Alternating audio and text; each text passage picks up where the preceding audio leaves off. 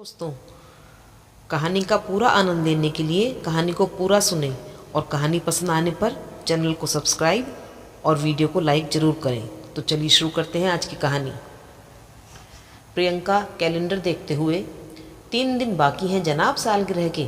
तभी अभय पीछे से आकर उसको पकड़ लेता है। 1 साल होने वाले हैं शादी को और यह रोमांस करने की आदत कम होने की बजाय बढ़ती ही जा रही है। प्रियंका ने उसके हाथ कमर से छुड़ाते हुए कहा, अजी आपका सौंदर्य भी तो दिनों दिन आसमान पर चढ़ता ही जा रहा है, फिर हमारी नादानियां तो बढ़ेंगी ही। और उसे ज़्यादा जकड़ लेता है। अरे छोड़ो भी, यह तो बताओ क्या गिफ्ट दोगे सालगिरह पर? बड़ा सरप्राइज़ है, टाइम पर ही बताऊंगा। अच्छा जी, चलो टाइम पर ही देखते हैं। और यह चैन तुम गले में कब तक पहने रहोगी? अब तो मंगलसूत्र आ गया है इसकी जगह। अरे तुमको इससे क्या, ये हमारे प्यार की पहली निशानी है। अरे दिखाओ तो खोलकर, फोटो वही है इस लॉकेट में या बदल दी? अरे यह तो वही है, बदल दो ना अब। इन तस्वीरों को शादीशुदा वाली लगा लो। नहीं लगाऊंगी, इसे देखते ही मुझे हमारे शादी से पहले वाले रोमांस वाले दिन याद आते हैं। वही मेरा नटखट अभय भी। बड़ा सुकून मिलता है इस फोटो को देखकर। यह तो मेरा गुरूर है। इस चैन को तो मैं जिंदगी भर ना उतारूं। ठीक है मेरी अम्मा, जैसे तुम्हारी मर्जी। प्रियंका, तभी किचन से आवाज़ आती है। अरे छोड़ो, माँ जी आवाज़ लगा रही हैं। और छुड़ाकर वह भाग जाती है। कहाँ रह गई थी? अभय को काम के लिए देर हो जाएगी, उसका लंच पैक कर दे। और तुम्हें भी तो आज जल्दी जाना है काम पर। अरे मैं तो भूल ही गई थी। और टिफ़िन पैक करने लगती है। आज प्रियंका और अभय की शादी की सालगिरह है। प्रियंका काम से जल्दी वापस आ गई थी। उसने भी अभय के लिए सरप्राइज़ प्लान कर रखा था। आज वे बहुत खुश थी। अभय ने दुनिया भर की खुशियाँ उसकी झोली में डाल दी थी। वह घर सजाते हुए मन मन मुस्कुरा रही थी। पूरा घर सजावट से जगमगा रहा था। अभय और संबंधियों का इंतजार था। कान में ईयरफोन लगाकर सजावट के काम में इतना बिजी हो गई थी वह कि आसपास क्या हो रहा है उसकी सुध ही नहीं थी।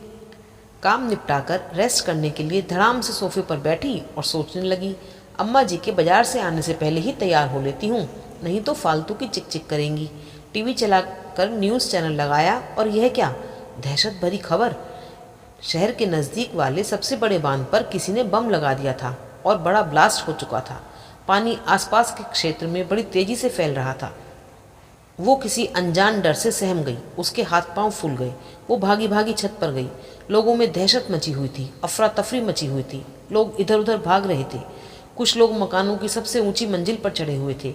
वह भागकर नीचे गई। टीवी में बोला जा रहा था कि पानी उनके शहर के अंदर प्रवेश कर गया है और जल्दी ही पूरे शहर को कवर कर लेगा। तभी बिजली चली गई। उसका फ़ोन भी नहीं चल रहा था, इंटरनेट भी ठप था। उसे अभय और अम्मा जी की फिक्र सता रही थी। वह भागी भागी बाहर गई। आनन फानन में उसे कुछ नहीं सूझ रहा था। उसने दूर से देखा, 15 फुट की ऊंचाई वाला जल दैत्य उसकी ओर तेजी से बढ़ रहा था। अगले ही क्षण सबको अपने आगोश में लेता हुआ वह दैत्य सब कुछ समेटता हुआ सबको निगल जाता है। प्रियंका की जब आंख खुली तो उसने खुद को एक ऊंचे स्थान पर भीगी हालत में पाया। कुछ लोग उसके आसपास खड़े थे और एक औरत उसके पेट से पानी निकाल रही थी। उसकी आंखों में अब भी वही भयावह दृश्य था। वही ध्वस्त होता परिवेश दिखाई दे रहा था। उसके कानों में अब भी लोगों का वही क्रंदन, वही चीत्कार की ध्वनि गुंजायमान थी। अचानक वह सन से खड़ी हुई और अभय अभय, अम्मा अम्मा चिल्लाने लगी। तभी वहाँ खड़े लोगों ने उसको संभाला। शांति रखो, यह एक रेस्क्यू टीम थी और ये कोई हिल स्टेशन जैसा क्षेत्र प्रतीत हो रहा था। यहाँ सिर्फ विलाप और रुदन की ध्वनियाँ ही संपूर्ण वातावरण में गूंज रही थी। आधुनिक सभ्यता के शोर का लेश मात्र भी कहीं अता पता नहीं था। बस एक हेलीकॉप्टर था जो बार बार वहाँ आ जा रहा था और कपड़ों और भोजन के पार्सल नीचे फेंक रहा था। ऐसा लग रहा था जैसे मनुष्य के सभ्य होने या नगरीकरण की शुरुआत से पहले का समय हो। टीम के एक सदस्य ने बताया कि देखो, यहाँ तुम्हारे ही जैसे असंख्य लोग हैं जिन्होंने अपने प्रियजनों को खो दिया है और अपनी ज़िंदगी को बचाने की जद्दोजहद में लगे हैं।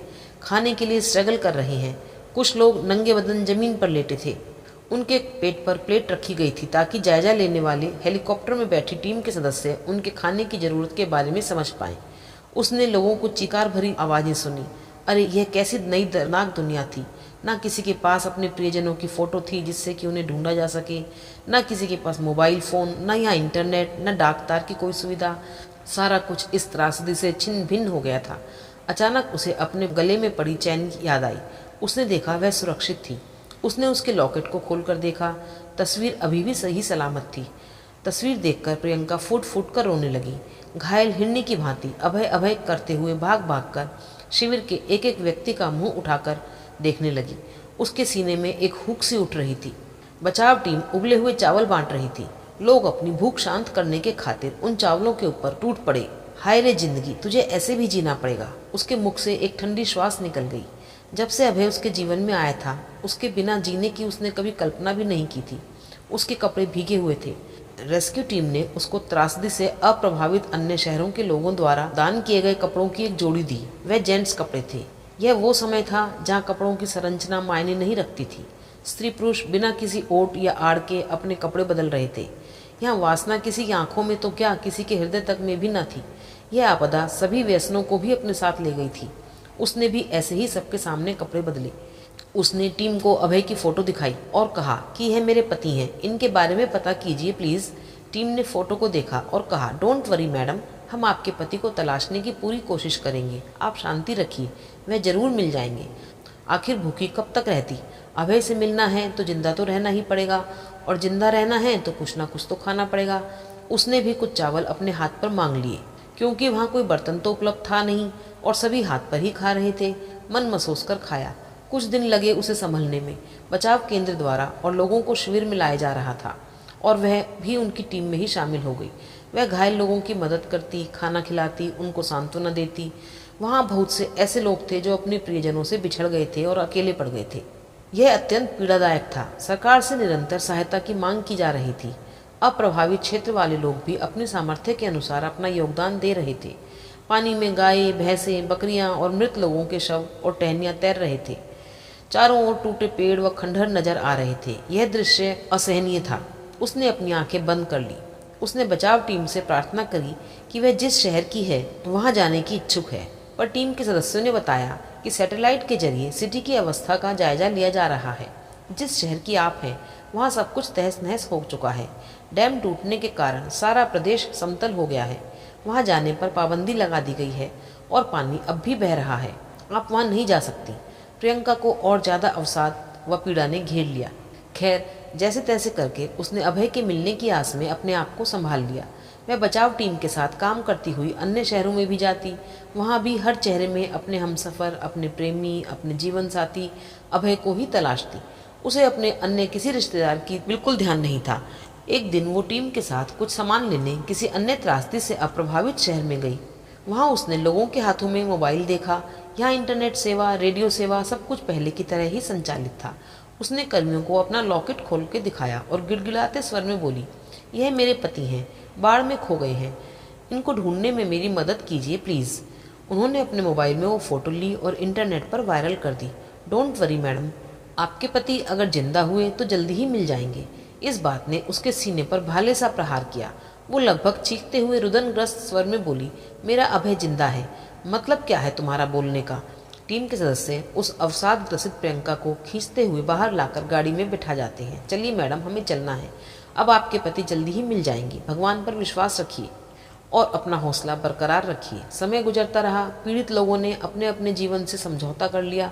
सरकार द्वारा दी गई ग्रांट राशि की मदद से असहाय महिलाओं के कुछ समुदाय बनाकर उन्हें रोजगार दिया गया। अभय का कुछ भी पता नहीं चल पाया।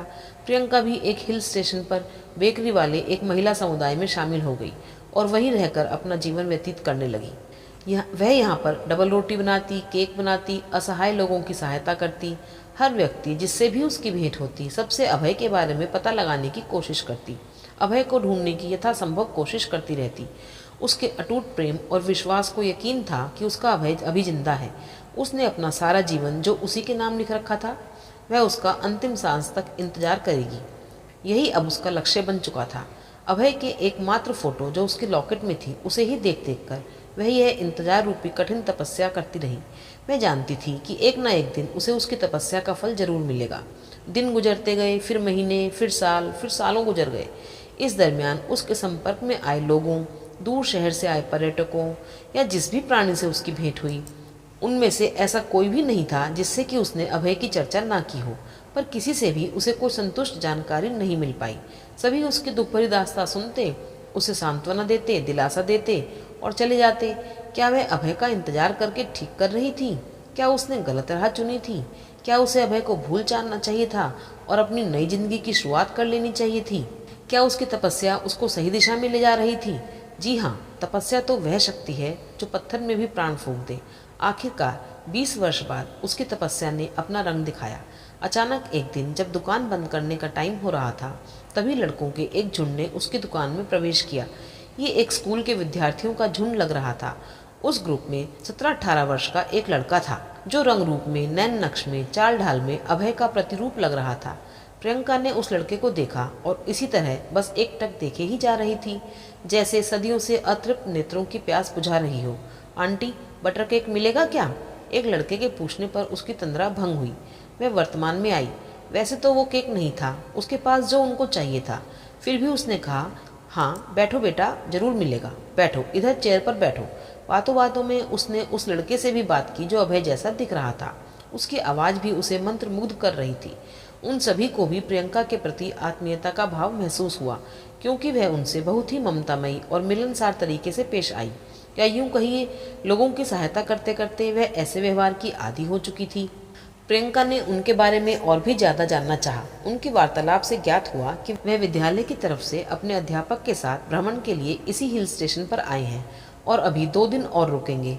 वह उनके बारे में, विशेषकर उस लड़के के बारे में और ज्यादा जानने की इच्छुक थी, पर वो जल्दी में थे, विद्यार्थी थे और रात बहुत हो चुकी थी।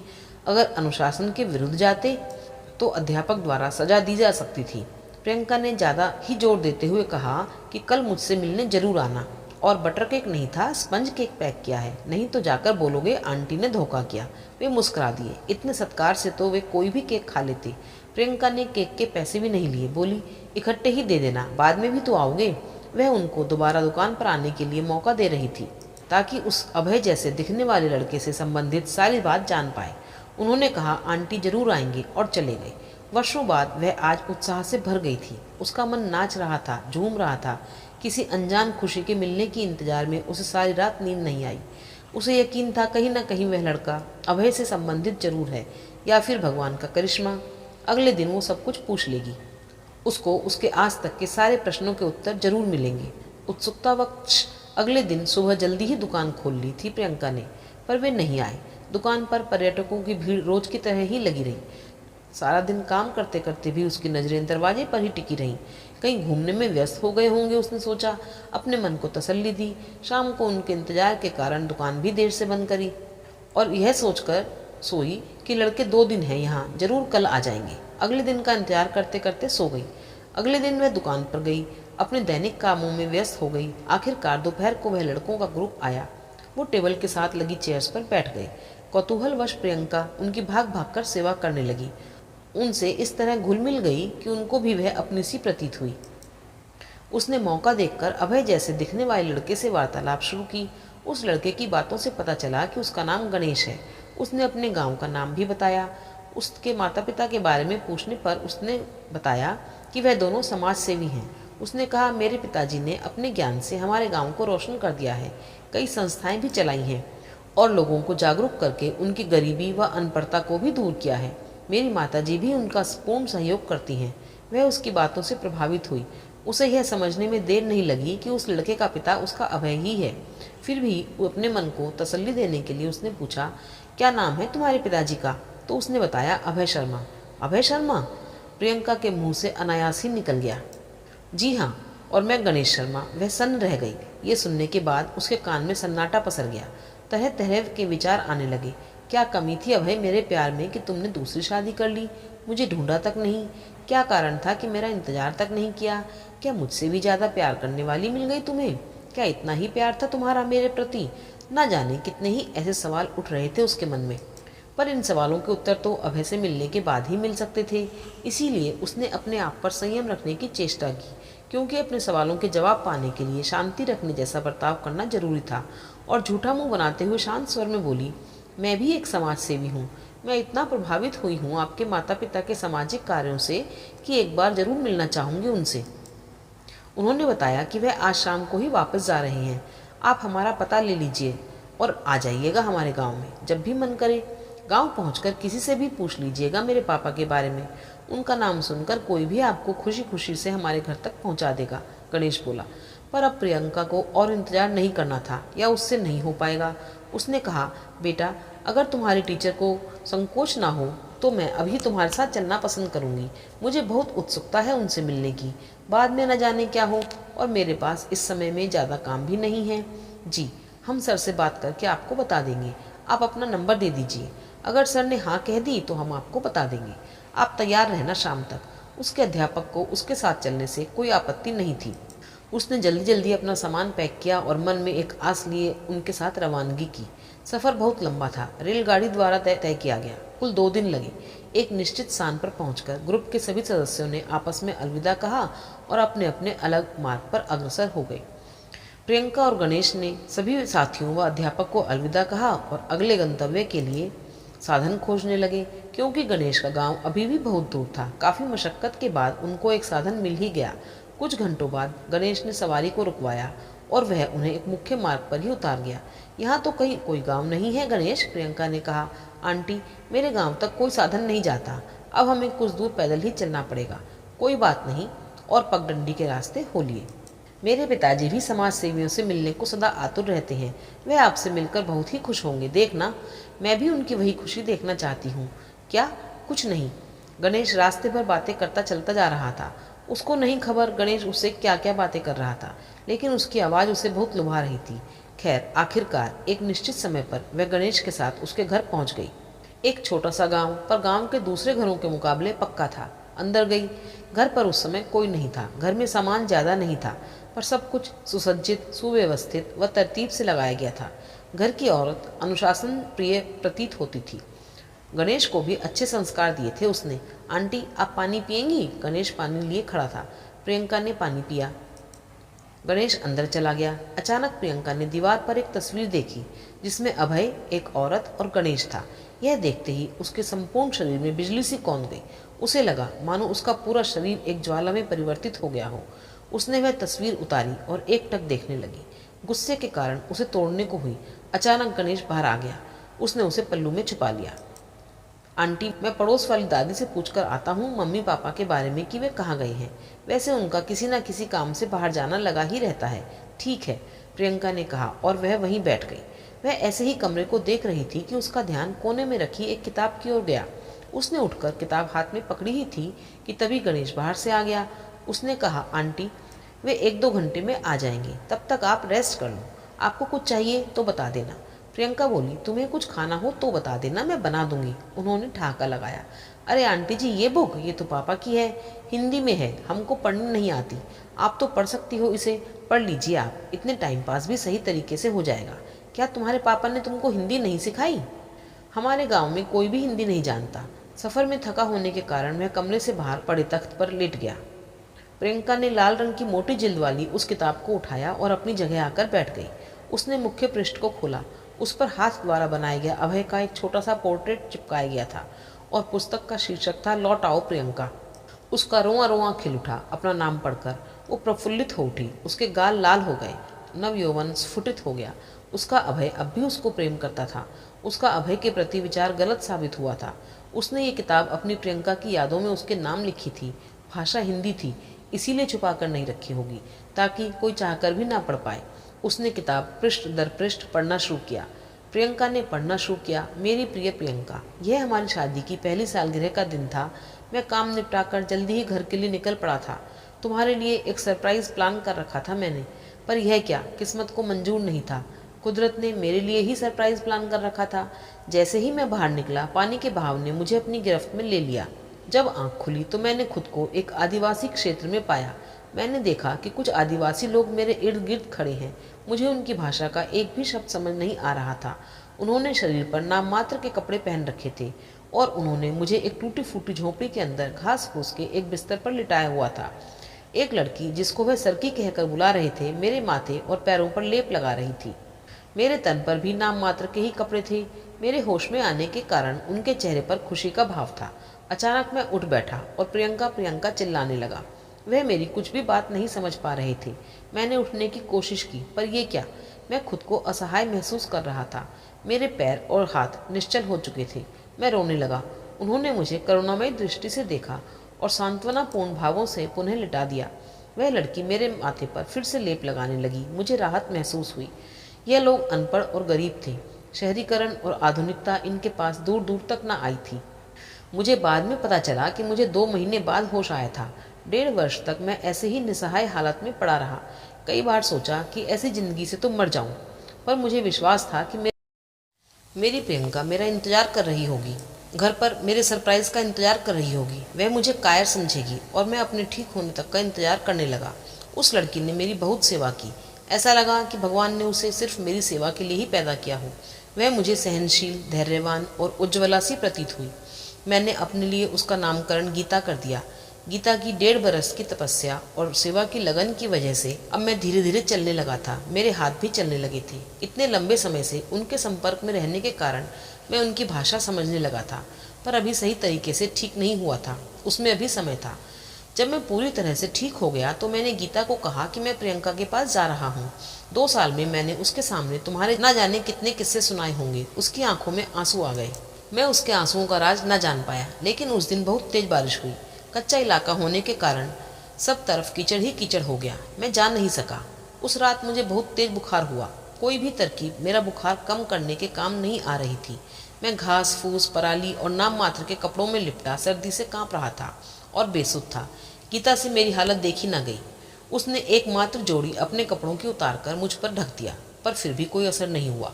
मेरे शरीर को गर्माहट देने के लिए वह मुझसे सटकर लेट गई, जैसे हम दोनों सोते थे। तभी न जाने मुझ पर कैसा आवेश सवार हुआ। खुमानी के आवेग में गीता को प्रियंका समझ बैठा और उसके साथ सहवास क्रीड़ा कर बैठा। मुझे अपनी इस बात का उस वक्त कुछ भी अंदेशा नहीं था। इस घटना से मैं अनभिज्ञ था। सुबह जैसे ही आंख खुली तो गीता रो रही थी, पर उसने मुझे कुछ नहीं बताया। बुखार ठीक होने के बाद मैं शहर की ओर चला, तुम्हें, अपनी प्रियंका को ढूंढने। मुद्दत बाद शहर के वातावरण से अवगत हुआ। मेरी वेशभूषा पर सब हंस रहे थे। मैंने वहाँ कुछ मजदूरी का काम किया और अपने लिए आधुनिक कपड़े खरीदे। अपने शहर के बारे में जानकारी मिली तो पता चला कि वहाँ तो सब कुछ तबाह हो चुका था। मैं सहम गया। मैं एक प्रेस में गया और तुम्हारी गुमशुदगी की इश्तेहार छपवाने की बात कही। उन्होंने कहा, फोटो दे दीजिए सर। पर यह क्या, मेरे पास तो एक भी फोटो नहीं थी तुम्हारी। उसने कहा कि फोटो के बिना तो बात नहीं बनेगी, और वो भी 2 साल पहले की। प्रियंका, तुम्हें तो पता है मुझे तो चित्रकला भी नहीं आती कि तुम्हारा चित्र बना देता और कॉपी कराकर जगह जगह लगा देता। एक आर्टिस्ट से मिला, उसने तुम्हारा जो चित्र बनाया वह तुमसे बिल्कुल मिलता नहीं था। इश्तेहार दिया, इंटरनेट पर भी ढूंढा, पर तुम्हारा कुछ पता नहीं चला। यहाँ वहाँ मारा मारा प्रियंका प्रियंका कहते हुए भटकता रहा। लोगों को तुम्हारे जिंदा रहने के बारे में गलत धारणा सुनते सुनते अपना जीवन नष्ट करने की बात सोची। फिर सोचा कि भगवान ने मुझे क्यों बचाया जब मेरी प्रियंका ही नहीं रही। मुझे वो जगह याद आई जहाँ मेरी आंख खुली थी। मुझे लगा उस स्थान से मेरा कोई रिश्ता होगा। भगवान ने कुछ सोच समझकर ही मुझे उस स्थान पर भेजा होगा। अचानक मुझे गीता की याद आई, उसकी सेवा की याद आई। तुम्हारे प्यार ने मुझे इतना निर्दयी बना दिया था कि गीता की तपस्या देख ही ना पाया। उसके पास जाने का मन बनाया। कई महीनों बाद मैं इसी गांव में वापस आया। गीता से मिला, देखा उसके हाथ में एक बच्चा था। उसने आंखों में आंसू भरकर उसको मेरे पैरों में रख दिया और बोली, यह आपका बच्चा है। यह सुनकर तो मेरे रोंगटे खड़े हो गए। उसके पिता ने हाथ जोड़कर रोते हुए कहा कि उसकी बेटी को अपना लें। यहाँ भी कुंवारी माँ को गलत नज़रों से ही देखा जाता था। गीता अग्नि परीक्षा देने के लिए भी तैयार थी। उसने मुझे मेरी उस रात की भूल याद करवाई। मैं आत्मग्लानि से भर गया। सोचा कि मैंने यह क्या अनर्थ कर दिया। मैंने तुम्हारे साथ धोखा किया है प्रियंका। पढ़ते पढ़ते प्रियंका की आंखों से आंसू टपक कर किताब पर गिरने लगे। सोचने लगी कि तुम्हारी उसी भूल की बदौलत तो आज मैं यहाँ बैठी हूँ अभय। मैंने उसके साथ मजबूरी में विवाह किया, पर आज तक मैं मन से उसको नहीं अपना पाया। मेरे दिल में अभी भी तुम्हारा ही प्रेम है। वह ये बात बखूबी जानती है, पर उसे कोई शिकवा नहीं है। मैं उसकी इज्जत करता हूँ, उसका सम्मान करता हूँ। शायद उसने जो मेरे लिए किया वह कोई और नहीं कर पाता, पर उसको तुम्हारी जगह नहीं दे सकता। हार कर मैंने यहीं रहने का फैसला किया और यहाँ अपने ज्ञान को बांटकर लोगों के निर्धनता और असाक्षरता को दूर करने को अपना लक्ष्य बनाकर जीवन यापन करने का संकल्प किया। अब इतना समय हो गया है प्रियंका कि मैं तो तुम्हारी शक्ल ही भूल गया हूँ। प्रियंका, तुम मेरी आंखों से ओझल हो गई हो। तुम मेरी रोम रोम, मेरी रूह, मेरी आत्मा में समाई हो। काश तुम देख पाती प्रियंका कि मैं तुम्हारे बिना कितना अधूरा हूँ। जानती हो प्रियंका, किताब पढ़ते पढ़ते अचानक गणेश की आवाज़ से उसकी तल्लीनता टूटी। गणेश बाहर से उसे आवाज़ लगाता है, आंटी मेरे मम्मी पापा आ गए, गली के छोर पर खड़े हैं, कुछ लोगों ने रोक रखा है उनको, कहकर उसी दिशा की ओर चला जाता है। प्रियंका भी अपने प्रियतम को देखने को आतुर हुई मतवाली हथनी की भांति कूदकर बाहर गली में निकल जाती है। प्रियंका बाहर आई। उसने गांव में एकदम से अभय के सामने जाना ठीक नहीं समझा। और वहीं एक पेड़ की आड़ में खड़ी होकर दूर से ही अपने प्रियतम का दीदार करने लगी। उसने अभय को देखा और बस इसी तरह देखती रही, जैसे कैदी वर्षों बाद छूटने पर अपने घर को देखता है, जैसे कई दिनों का भूखा खाने को देखता है। इसी तरह सावधान की मुद्रा में खड़ी हुई अपने नेत्रों को आनंद प्रदान करती रही प्रियंका। हाँ, अब उसका अभय दिखने में वैसा नहीं था। सर के आगे के बाल थोड़े उड़ गए थे और कुछ बाल सफेदी को पा गए थे। चेहरे पर प्रौढ़ता आ गई थी। अब उसका नटखट अभय सुलझा हुआ और समझदार व्यक्तित्व का प्राणी लग रहा था। तभी उसकी नज़र पास खड़ी औरत पर गई। यह वही औरत थी जिसको उसने अभय के साथ तस्वीर में देखा था। सांवली थी, पर उसका चेहरा किसी दिव्य कांति से प्रकाशमान था। चेहरे से सकारात्मकता बह रही थी। छलता का उसके मुंह पर लेश मात्र भी अंश नहीं दिख रहा था। पता नहीं कौन सी भाषा में वे दोनों गांव वालों को कुछ समझा रहे थे और गणेश भी वहां जाकर खड़ा हो गया था। प्रियंका ने कुछ सोचा और कुछ देर ऐसे ही विचार मग्न अवस्था में खड़ी रही। नहीं, वह अभय के जीवन में दूसरी त्रासदी बनकर नहीं जा सकती। प्रियंका ने सोचा, अभय का जीवन गीता का दिया हुआ है और वह उसकी तपस्या का फल है। मैं उससे उसकी तपस्या का फल नहीं छीन सकती और अपने प्रेम के स्वार्थ में गीता और गणेश की जिंदगी नहीं तबाह कर सकती। वैसे भी अभय के अंदर मेरे लौट आने की कोई कामना शेष नहीं है। वह लोगों का मार्गदर्शन करके अपने जीवन का सही तरीके से निर्वाह कर रहा है। मैं उसके समुद्र रूपी चंचल में वो चंचल लहर बनकर दाखिल नहीं होंगी जो उसके परिवार को तबाह कर सकती है। तुम मेरे लिए बने ही नहीं थे अभय। प्रियंका ने ठंडी आह भरी। तुम गीता के हो, उसकी तपस्या का फल, और मुझे मेरी तपस्या का फल मिल गया है। हाथ में पकड़ी किताब को देखती है, जिसे वह अभय को देखने की उत्सुकता में साथ में ही बाहर ले आई थी। कम से कम इतना तो हक है ही उसका, 20 वर्षों के इंतजार का। और यह किताब तुमने मेरे लिए ही तो लिखी है, किसी और को इस किताब के मर्म की समझ कहाँ। मेरे जो सवाल थे उनका मुझे जवाब मिल गया है। कम से कम तुम्हारे वजूद और स्थान की तसल्ली तो है अब। और जितनी बार तुमने इस किताब में मेरा नाम लिया है, उनको पढ़कर ही मेरे जीवन का एक एक दिन गुजर जाएगा। नहीं, वह अभय से नहीं मिलेगी, उसने निर्णय लिया। कुछ देर और निहारती है अपने प्रियतम को, फिर जल्दी से अंदर जाती है और फिर वहां पड़ी अभय की तस्वीर को अपने थैले में डालती है। पता नहीं कौन से पंख लग गए थे उसको कि वह तेजी से पगडंडी के रास्ते हो लेती है, ताकि उसे जल्दी से मुख्य मार्ग पर अपने गंतव्य के लिए साधन मिल सके। इधर गणेश अभय और गीता को किसी भाषा में कुछ बताता है। वे घर आते हैं, पर प्रियंका का दूर दूर कहीं अता पता नहीं था। घर आने पर गणेश अभय से सब कुछ बताता है, लेकिन जब देखता है तो वहाँ पर कोई नहीं था। अचानक अभय की नज़र दीवार पर टंगी फोटो और अपनी लिखी किताब पर गई। वे वहाँ से गायब थे। अब अभय को कुछ कुछ समझ आने लगा। वह दौड़ता हुआ पगडंडी के रास्ते होते हुए मुख्य मार्ग की ओर बढ़ने लगा। जैसे ही वह मुख्य मार्ग पर पहुंचा, देखा कि प्रियंका बस में सवार हो चुकी थी। अभय की आंखें भर आई थीं। वह वहीं सड़क पर खड़े होकर प्रियंका की तरफ हाथ हिलाने लगा। प्रियंका से रहा न गया, उसने भी बस के गेट पर आकर अभय को हाथ दिया। दोनों की आंखों से आंसू लगातार बहे जा रहे थे। प्रियंका के ऐसे चले जाने का कारण अभय समझ रहा था, क्योंकि उन दोनों के बीच में गीता की तपस्या जो शामिल थी। वापस लौटते समय अभय को आज सुकून मिला था, क्योंकि उसकी प्रियंका आज भी जिंदा है। उसका मन बार बार हुआ कि वो प्रियंका के पास वापस लौट जाए, लेकिन एक तरफ गीता और गणेश और दूसरी तरफ प्रियंका का इसलिए वहां से चले जाना कि गीता और अभय का घर ना बिखरे। आज अभय और प्रियंका अलग होकर भी बहुत खुश थे, क्योंकि आज दोनों जान गए थे कि उनका जीवन साथी अभी भी जिंदा है और आज प्रियंका की अपने जीवन साथी की तलाश पूरी हो गई थी।